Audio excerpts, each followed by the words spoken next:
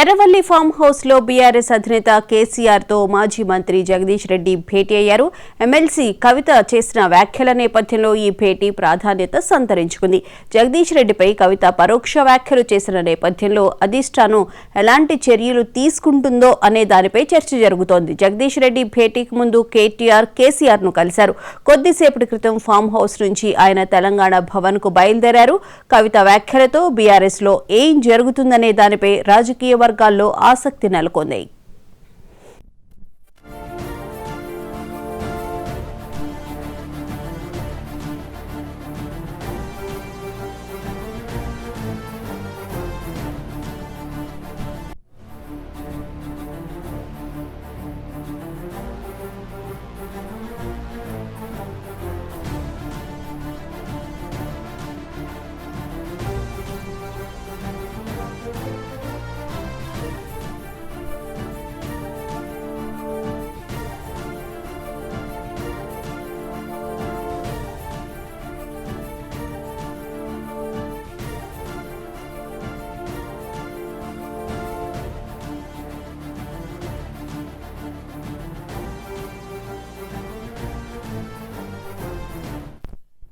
రెండు ఒక లిల్లీపుట్ నాయకుడు నల్గొండలో బీఆర్ఎస్ పార్టీని నాశనం చేసిన ఒక లిల్లీపుట్ నాయకుడు ఆమెవరు ఈమెవరు అని మా గురించి మాట్లాడుతూ ఉన్నారంటే మరి ఆయనకు ప్రోత్సాహం ఇస్తున్నది ఎవరో కూడా ప్రజలు ఆలోచించుకోవాలి.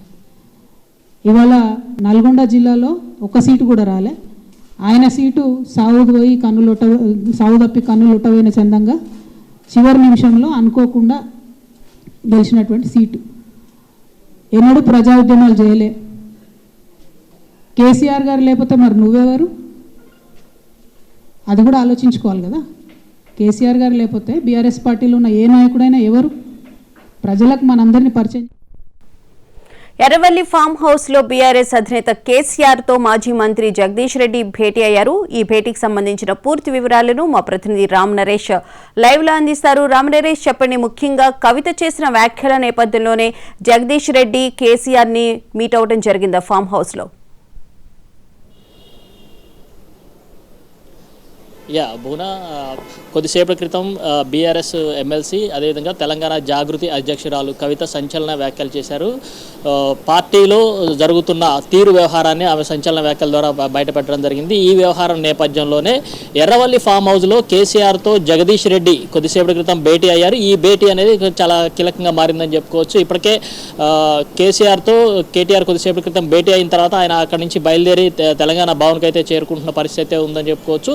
అయితే ఇప్పుడు జగదీష్ రెడ్డి కేసీఆర్తో భేటీ అవడం అనేది చాలా ప్రాధాన్యత సంతరించుకుంది. ఎందుకంటే కొద్దిసేపటి క్రితం కవిత తన నివాసంలో సంచలన వ్యాఖ్యలు చేశారు. ప్రధానంగా చూసుకుంటే పరోక్షంగా జగదీష్ రెడ్డిని ఉద్దేశించి ఆమె చాలా కీలక వ్యాఖ్యలు చేసిన పరిస్థితి ఉందని చెప్పుకోవచ్చు.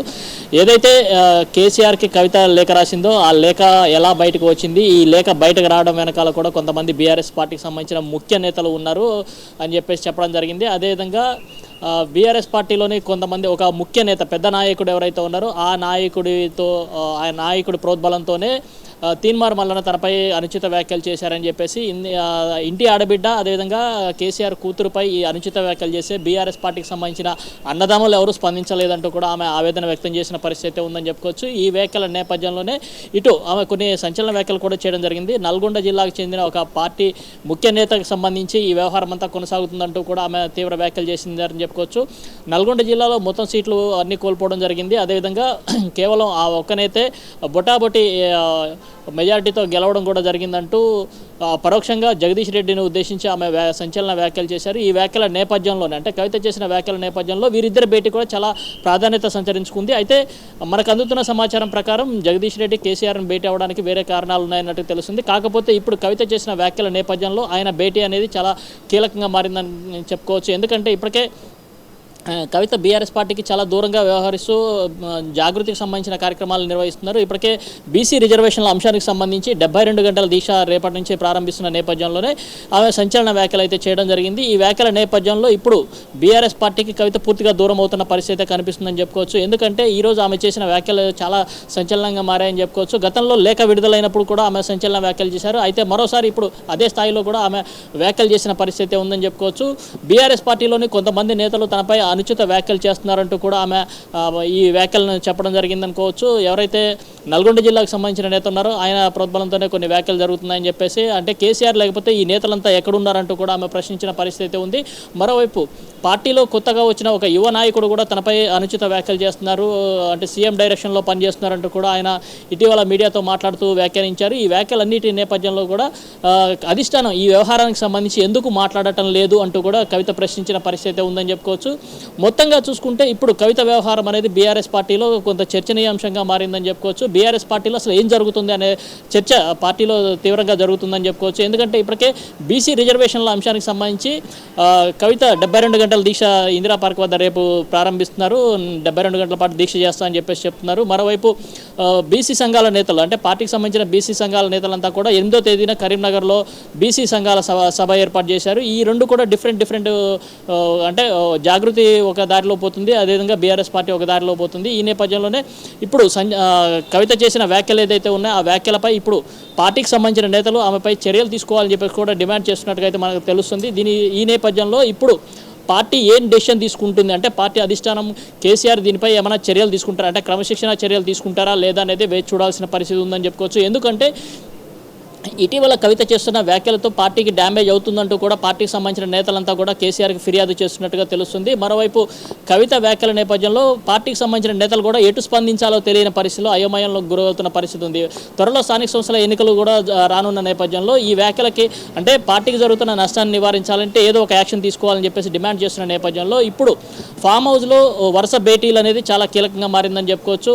ఉదయం కేసీఆర్తో కేటీఆర్ భేటీ అయ్యారు. ఆయన కొద్దిసేపటి క్రితం ఫామ్ హౌస్ నుంచి బయటకు వచ్చారు. ఆ తర్వాత జగదీష్ రెడ్డిపై కలవటం అనేది చాలా కీలకంగా మారిందని చెప్పుకోవచ్చు. ఎందుకంటే కవిత జగదీష్ రెడ్డిపై పరోక్షంగా విమర్శలు చేశారు. ఈ విమర్శల నేపథ్యంలో వాళ్ళిద్దరు భేటీ కూడా చాలా ప్రాధాన్యత సంచరించుకుందని చెప్పుకోవచ్చు. ఆమె క్లియర్గా చాలా వ్యాఖ్యలు చేయడం జరిగింది. అంటే నల్గొండ జిల్లాకు సంబంధించిన నేత ఒకడే గెలిచాడు, లిల్లీపుట్ అంటూ కూడా ఆమె కొన్ని వ్యాఖ్యలు చేశారు. ఈ వ్యాఖ్యల నేపథ్యంలో వీరిద్దరు భేటీ చాలా కీలకంగా మారిందని చెప్పుకోవచ్చు. ఎందుకంటే ఇక్కడ కవిత చేస్తున్న వ్యాఖ్యలతో పార్టీకి డ్యామేజ్ అవుతుంది. ఇప్పటికే చాలా అంశాలను ప్రస్తావించడం జరిగింది కాబట్టి ఈ వ్యాఖ్యలన్నీ కూడా పార్టీకి డ్యామేజ్ చేసే విధంగా ఉన్నాయి. పార్టీ కార్యకర్తలు కానీ క్యాడర్ కానీ పూర్తిగా గందరగోళానికి గురవుతుంది కాబట్టి ఆమెపై యాక్షన్ తీసుకోవాలని చెప్పేసి డిమాండ్ చేసే అవకాశాలు అయితే ఉన్నాయి. మరోవైపు కవిత చేసిన వ్యాఖ్యల్లో కూడా కొన్ని కీలక అంశాలను ప్రస్తావించడం జరిగింది. ఎందుకంటే తన రాసిన లేఖ ఏదైతే లీక్ అయిందో ఆ లీక్ సంబంధించిన వివరాలు కూడా త్వరలో బయటపెడతామని చెప్పేసింది. అదేవిధంగా కాంగ్రెస్ పార్టీకి సంబంధించిన ఎమ్మెల్సీ తనపై అనుచిత వ్యాఖ్యలు చేయడానికి కూడా పార్టీలో ఉన్న ఒక పెద్ద నేత హస్తం ఉంది, దానికి సంబంధించిన వివరాలు కూడా బయటపెడతా అంటూ కూడా ఆమె చెప్పింది. ఈ వ్యాఖ్యల నేపథ్యంలోనే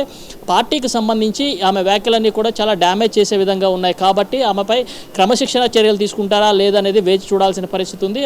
అందులో భాగంగానే ఈరోజు ఫామ్ హౌస్లో కేసీఆర్తో జగదీష్ రెడ్డి కానీ అదేవిధంగా పార్టీ వర్కింగ్ ప్రెసిడెంట్ ఉదయం భేటీ అవ్వడం కూడా చాలా కీలకంగా మారిందని చెప్పుకోవచ్చు. ఈ అన్ని అంశాల నేపథ్యంలో ప్రస్తుతం పార్టీలో ఏం జరుగుతుందనే చర్చ తీవ్రంగా జరుగుతుంది. మరికొద్దిసేపట్లో తెలంగాణ భవన్కు కేటీఆర్ రానున్నారు. ఎందుకంటే జూబ్లీ హిల్స్ ఎన్నికలకు సంబంధించి అక్కడ ఉన్న కార్యకర్తలతో ఆయన భేటీ అవుతున్నారు. త్వరలో జూబ్లీ హిల్స్ ఎన్నికలు కూడా జరిగే అవకాశం ఉంది కాబట్టి ఇప్పుడు పార్టీని పటిష్టం చేసుకుంటూ పోవాలి, పార్టీ గెలుపు కోసం ప్రయత్నం చేయాలి. మరోవైపు స్థానిక సంస్థల ఎన్నికలు వస్తున్నాయి, వాటిలో కూడా క్యాడర్ను ఉత్సాహపరచాలి, ఆ విధంగా ముందుకు వేయాలి. ఆ సమయంలో ఇప్పుడు ఈ అన్ని అంశాలు ఉన్న నేపథ్యంలోనే కవిత చేస్తున్న వ్యాఖ్యలతో పార్టీకి డ్యామేజ్ అయ్యే అవకాశాలు ఎక్కువగా కనిపిస్తున్నాయి. దీనికి సంబంధించి ఏం చర్యలు తీసుకోబోతారా, అంటే వర్కింగ్ ప్రెసిడెంట్ యాక్షన్ తీసుకుంటారా లేకపోతే కేసీఆర్ యాక్షన్ తీసుకుంటారా వేచి చూడాల్సిన పరిస్థితి ఉంది. ఎందుకంటే గతంలో కవిత చేసిన వ్యాఖ్యలు ఏదైతే ఉన్నాయో పార్టీకి తీవ్ర స్థాయిలో డ్యామేజ్ జరిగాయి.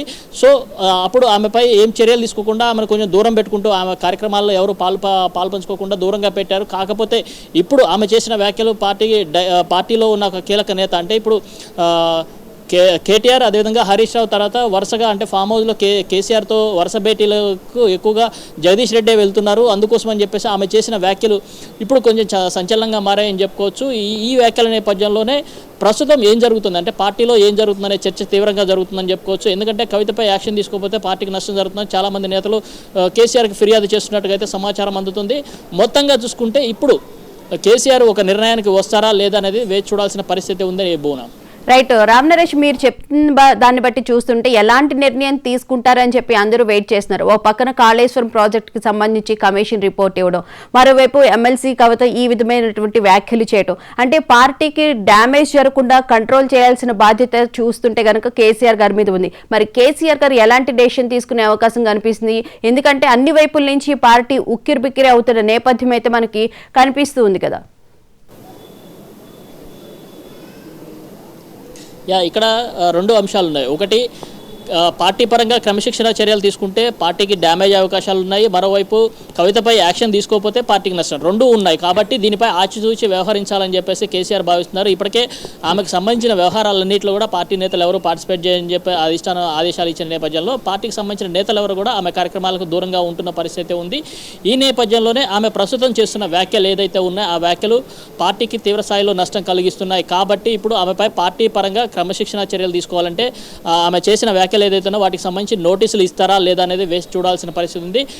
ఒకవేళ పార్టీ నుంచి ఆమెను బహిష్కరిస్తే పార్టీకి ఇప్పుడు త్వరలో స్థానిక సంస్థల ఎన్నికలు కానీ, అదేవిధంగా జీహెచ్ఎంసీ, అదేవిధంగా జూబ్లీ హిల్స్ ఎన్నికలు కానీ, అదేవిధంగా పార్టీ మారిన 10 మంది ఎమ్మెల్యేలకు సంబంధించి అనర్హత వేటు పడితే అక్కడ కూడా ఎన్నికలు వచ్చే అవకాశాలు ఉన్నాయి. ఈ అన్ని నేపథ్యంలోనే ఇటు ఒకవైపు విచారణలు కొనసాగుతున్నాయి. ఇటు కాళేశ్వరం విచారణ కానీ, అదేవిధంగా ఫోన్ ట్యాపింగ్ సంబంధించి కానీ, ఇటు ఫార్ములా ఈ రేస్కి సంబంధించిన విచారణలు సాగుతున్నాయి. ఈ అన్ని ఉన్న నేపథ్యంలో కవితపై యాక్షన్ తీసుకుంటే పార్టీపై ఏ విధంగా ప్రభావం పడుతుందనేది కూడా ఆలోచించే అవకాశాలు ఉన్నట్టుగా తెలుస్తుంది. అయితే ప్రస్తుతం ఉన్న సమాచారం ప్రకారం ఆమెపై అంటే ఆమెకు ప్రస్తుతానికి నోటీసులు ఇస్తారా, లేకపోతే కేవలం ఆమెను మరింత దూరంగా అంటే పార్టీ కార్యక్రమాలు కానీ మిగతా ఇంకా ఏ అంశాలపైన కూడా ఆమెను పూర్తిగా దూరం పెట్టి కొద్ది రోజుల వరకు వేచి చూస్తారా అనేది చూడాల్సింది. ఎందుకంటే ఇక్కడ ప్రస్తుత ఎన్నికల నేపథ్యంలో ఆమెపై యాక్షన్ తీసుకునేందుకు పార్టీ కొంత వెనకడుగు వేస్తున్నట్టుగా అయితే మనకు సమాచారం ఉంది. అయితే ప్రధానంగా దీనికి సంబంధించి మొత్తం డెసిషన్ అంతా తీసుకోవాల్సింది కేసీఆర్ కాబట్టి కేసీఆర్ ఏ నిర్ణయం తీసుకుంటారనేది కూడా అంత సర్వత్రా ఆసక్తిగా ఉందని చెప్పుకోవచ్చు. అయితే ప్రస్తుతం ఉదయం కేటీఆర్ భేటీ అవ్వడం కానీ, అదేవిధంగా ఇప్పుడు జగదీష్ రెడ్డి భేటీ అవ్వడం కానీ చాలా కీలకంగా మారిందని చెప్పుకోవచ్చు. ఈ భేటీలో వారు ఈ అంశంపై చర్చించే అవకాశం ఉన్నట్టుగా అయితే మనకు సమాచారం ఉంది. ఈ నేపథ్యంలోనే కేసీఆర్ అంటే ఏ నిర్ణయం తీసుకుంటారనేది కొంత ఆసక్తికరంగా మారిందని చెప్పుకోవచ్చు.